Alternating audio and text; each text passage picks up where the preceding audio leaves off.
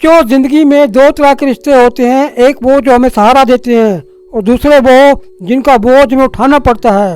Accounting में भी कुछ ऐसा ही है। कैपिटल वो सहारा है और लायबिलिटी वो बोझ है। लेकिन ध्यान रखिए, यही बोझ बिजनेस को खड़ा भी करता है। आज हम इसी रहस्य को समझेंगे। जिंदगी में हम सभी दो तरह के बंधनों से बंधे होते हैं, कुछ जो हमारा हाथ थामते हैं और कुछ जो हमें पीछे धकेलते हैं। अकाउंटिंग भी इसी सच्चाई को दर्शाता है। पूंजी वो हाथ है जो सहारा देता है, जबकि देनदारी वो बोझ है जिससे आप बच नहीं सकते। लेकिन जहाँ विरोधाभास है, वही बोझ जो आपको धीमा करता है, वही नींव है जो आपके व्यवसाय को जीवित रखती है। आज मैं देनदारियों के छिपे हुए पहलू को उजागर करता हूँ।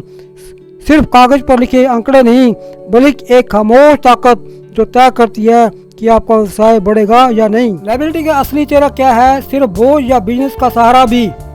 लायबिलिटी क्यों ग्रोथ की वजह बनती है और कब कंपनी के लिए खतरा? वजह क्या है? कब लायबिलिटी डेंजरस बन जाती है? ऐसे 3 रेड फ्लैग जो हर स्टूडेंट को पता होने चाहिए।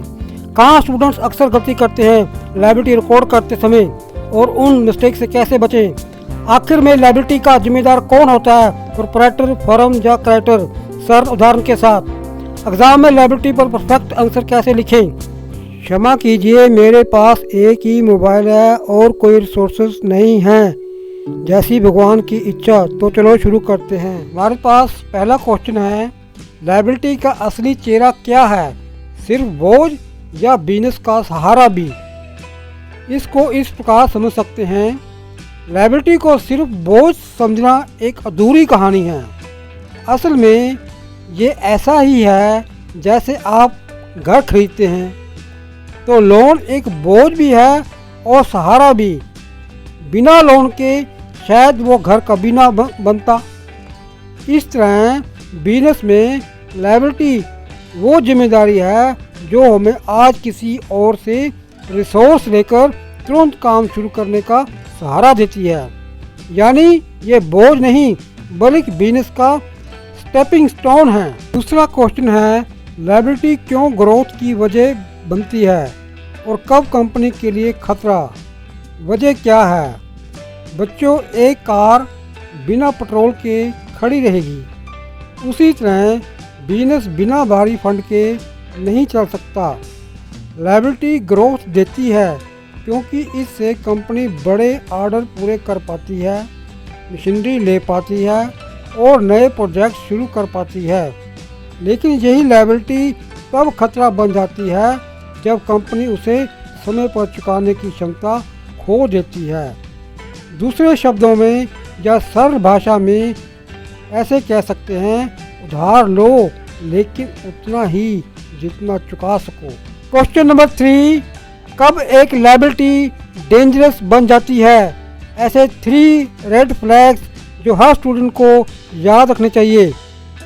इसको इस प्रकार समझ सकते हैं, लायबिलिटी खतरनाक तब होती है जब नंबर 1 ड्यू डेट मिस हो जाए, यानी वादा किया समय निकल जाए।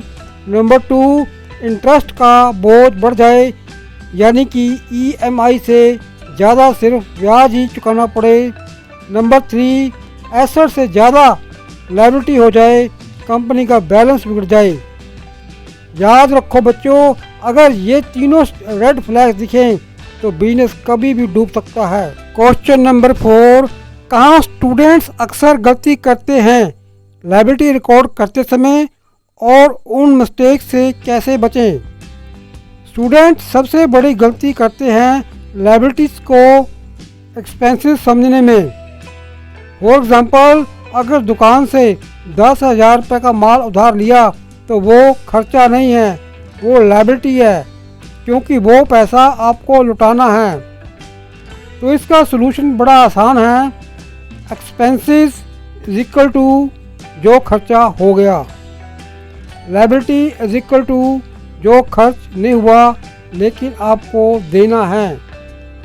ये फ़र्क याद रख लिया तो कभी गलती नहीं होगी। क्वेश्चन नंबर 5, आखिर में लायबिलिटी का जिम्मेदार कौन होता है? प्रोप्राइटर या क्रेडिटर?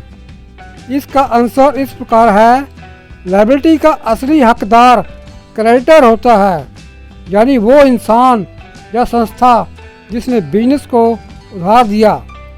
प्रोप्राइटर यानी बिजनेस का मालिक इसका जिम्मेदार है, क्योंकि उसने वादा किया कि ये पैसा लौटाएगा। एग्जाम्पल, अगर राजेश अपने बिजनेस के लिए बैंक से 1 लाख रुपए लेता है तो बैंक क्रेडिटर है और राजेश प्रोप्राइटर है, यानी कि बिजनेस का मालिक है। वही राजेश ही रिस्पॉन्सिबल है, जिम्मेदार है, यानी लायबिलिटी में देना ही देना है, यही जिम्मेदारी है। क्वेश्चन नंबर 6, एग्ज़ाम में लायबिलिटी पर परफेक्ट आंसर कैसे लिखें? एग्ज़ाम में लायबिलिटी लिखने का सबसे आसान फार्मूला है, सबसे पहले डेफिनेशन, एग्जाम्पल और सिग्निफिकेंस। उसको एक सिंपल लाइन में इस प्रकार लिख सकते हैं, लायबिलिटी का मतलब है बिजनेस की वह जिम्मेदारी जो बाहर वालों को चुकानी होती है, जैसे बैंक लोन।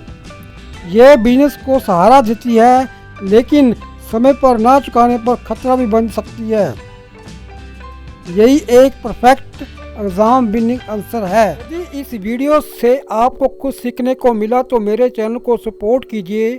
मैं गुरबख्श लाल और मैं आपके हर सपने के साथ खड़ा हूँ। चाहे आपका सपना सीए करना, एमबीए करना, एमकॉम करना या कॉमर्स में टॉप करके अपने परिवार का नाम रोशन करना, मैं आपके सपनों को सपोर्ट करता हूँ, क्योंकि आपका सपना ही मेरी शिक्षा का मिशन है। Thanks for watching.